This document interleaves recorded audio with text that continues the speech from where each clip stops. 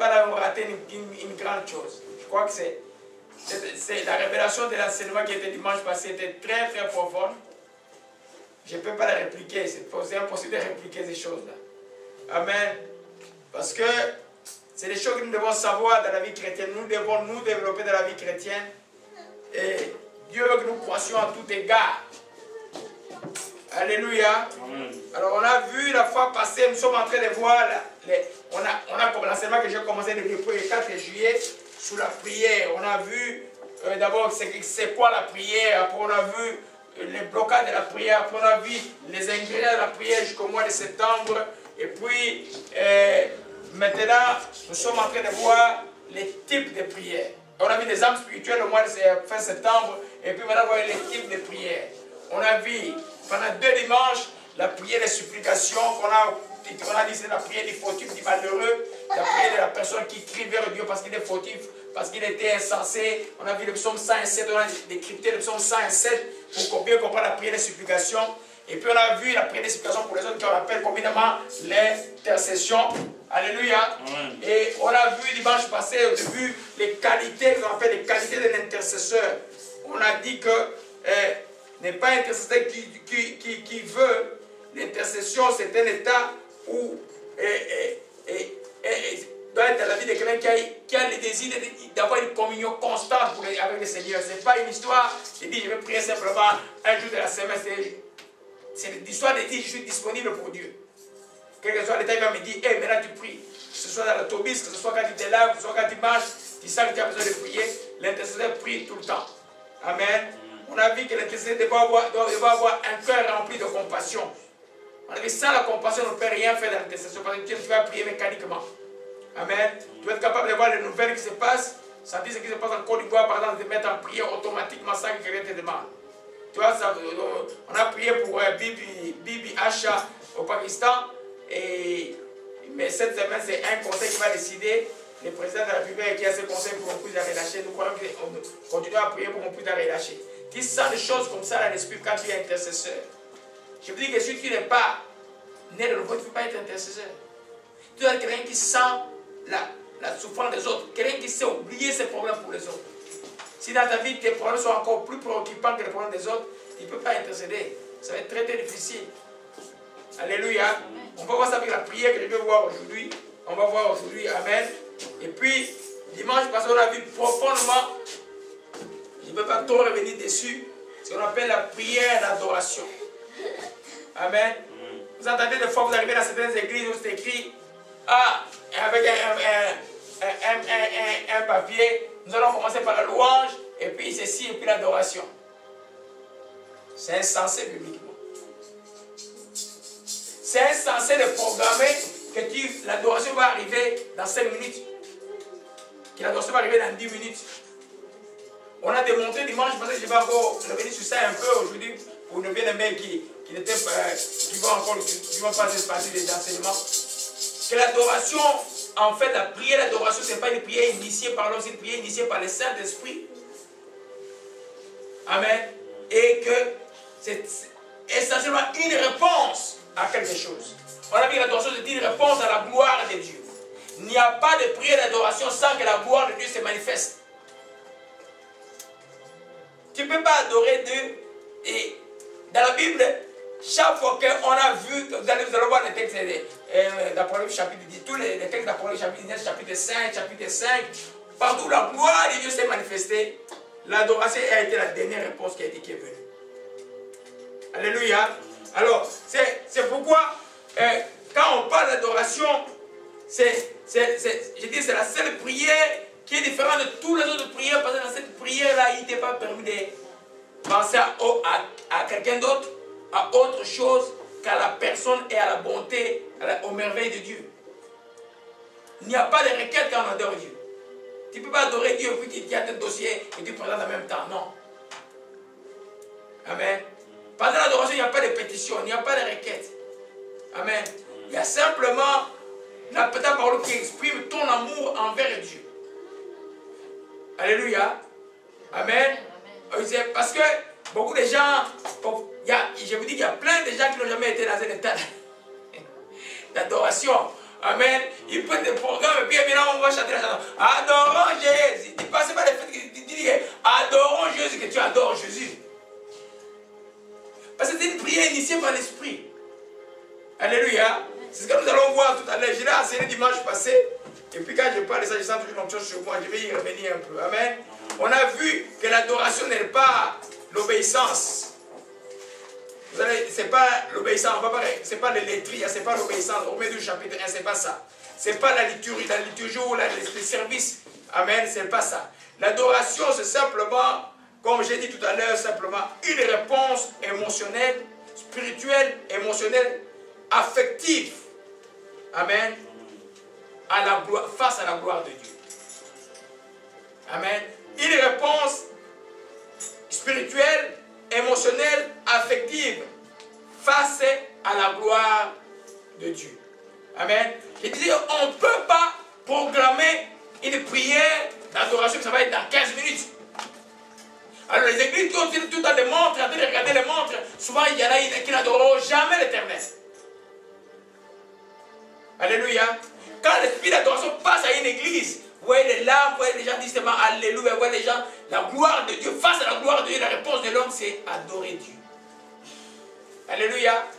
Je disais que c'est une réponse spirituelle, émotionnelle, affective, c'est-à-dire que ça implique tout l'homme, ton cœur, ton esprit, ton âme, tes émotions, tout ton corps ne voit que Jésus-Christ. Alléluia. Amen. Amen. C'est pourquoi la définition d'adoration dans les Grecs s'appelle proskuneo. J'ai écrit ça avec moi il y a une année, je crois, dans un article qui est maintenant dans le nouveau site. Là. Amen. Ça veut dire simplement c'est comme un chien qui se couche devant son maître. Alléluia. Ça implique l'intérieur et l'extérieur. La position d'adoration ne peut pas être, ne peut jamais, ce n'est jamais dans la Bible. Oh, nulle part dans la Bible, nulle part n'est jamais une position assise. N'est jamais une position debout. Parce que quand la gloire de Dieu apparaît visiblement, tu ne peux pas être debout. C'est toujours à genoux, prosterné ou couché. Face contre terre. Alléluia. Parce que c'est une réponse. C'est l'Esprit de Dieu qui te conduit dans ça. Je ne dis pas que si tu n'adores pas de cette manière-là que tu ne vas pas voir Dieu. Je dis que toi, d'homme, tu ne peux pas forcer d'adorer Dieu. Alléluia. Amen. C'est pourquoi il faut comprendre le parcours d'adoration que cette réponse n'arrive pas inutilement. Je vais y arriver tout à l'heure. Je ne sais pas pourquoi je repense. J'avais dit je ne peux pas répondre ça pour les gens qui étaient absents. Amen. Alléluia. Amen. Amen. Bon, allons rapidement dans Apocalypse chapitre 19. Apocalypse chapitre 19. C'est pourquoi vous allez comprendre pourquoi il aime la notion du temps, de laisser des temps pendant que vous priez est extrêmement important pour arriver à l'état. En fait, ce qu'on appelle une prière d'adoration, c'est un état d'adoration où tout ton être adore Dieu, est prosterné, soumis à Dieu, ne voit que, ne pense qu'à la gloire, aux merveilles de Dieu, face à la gloire que tu vois. Alléluia. Amen. Apocalypse 19. Amen. Alléluia. À partir du verset. Amen. On va lire les versets. Je vais lire le verset 1 d'abord. Après cela, j'ai entendu dans les ciels. Un instant. On va essayer de venir ici. Amen. J'ai entendu dans les ciels une voix forte qui disait Alléluia. Le salut, la gloire, la puissance sont notre Dieu. Parce que ses jugements sont certains quand il a jugé la grande prostituée qui corrompait la terre. Par son impudicité, il a vengé le sang de ses serviteurs en les redemandant de sa main. Il dit une seconde fois Alléluia.